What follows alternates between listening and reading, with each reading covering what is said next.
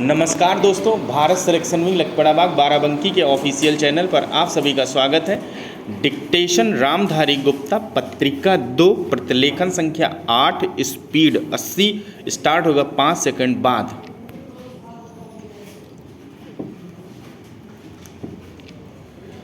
उपाध्यक्ष महोदय, सरकार और बाकी के लोग चाहें तो मैं पूरी सूचना दे सकता हूं कि हमारे देश के अंदर कितने जातीय दंगे किन किन प्रांतों के अंदर हुए हैं और किन किन राज्यों में हुए हैं तथा किन किन मुख्यमंत्रियों के काल में हुए हैं।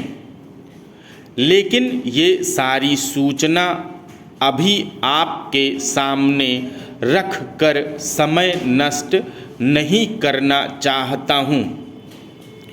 मैं एक तत्व की बात यह निवेदन करना चाहता हूँ कि यदि हम अपने समाज के एकतापूर्ण ढांचे को सुरक्षित रखना चाहते हैं, यदि हम अपने देश के अंदर हमारे ढांचे को सुरक्षित रखकर प्रजातंत्री व्यवस्था का और राष्ट्र की एकता को सुरक्षित रखना चाहते हैं, तो इस सदन में बैठने वाले माननीय सदस्यों से मेरा निवेदन है कि हम इस सारी समस्या पर एक बड़े गंभीर ढंग से विचार करें, तनाव मुक्त होकर विचार करें, दोषारोपण के पूर्वाग्रह भाव से मुक्त होकर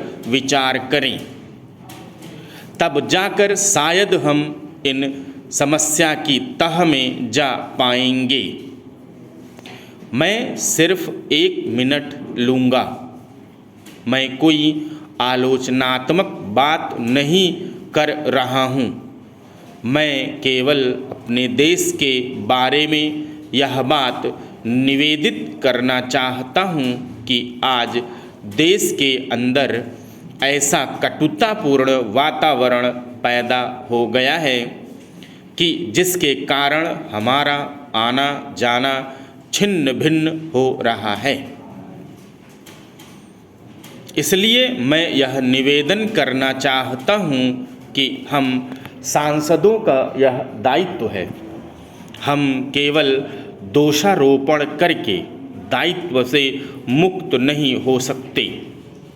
हम केवल सरकारों को भंग करने की मांग को लेकर अपने दायित्वों से मुक्त नहीं हो सकते। हमारा दायित्व है कि हम समाज में एकता बनाए रखें। हमारा दायित्व है कि उन कारणों की तह में जाएं कि क्यों दलितों पर अत्याचार होता है, क्यों दलितों का खून बहाया जाता है, क्यों आपस में जातीय दंगे होते हैं। इन सारी बातों को एक गंभीर समस्या समझकर उस पर विचार किया जाना चाहिए। इसमें एक ऐसा मत तैयार किया जाना चाहिए कि जो सबको मान्य हो। फिर हम देश में एक ऐसा संदेश दें कि हमारी संसद और हमारा देश अपनी प्रजातंत्रीय व्यवस्था के लिए, अपनी स्वतंत्रता की रक्षा के लिए हम एक होकर ऐसा करेंगे कि हमारे देश में जो कलंक का टीका बार बार लगता है, हर एक प्रदेश में लगता है, उस टीके को किस प्रकार से धोया जा सकता है। तभी हमारा देश एक रहेगा, अन्यथा बाहर की शक्तियाँ हमारे देश को टुकड़े टुकड़ों में बंटवा देंगी और यह हमारी आने वाली पीढ़ियों के लिए बहुत ही दर्द भरा समय होगा।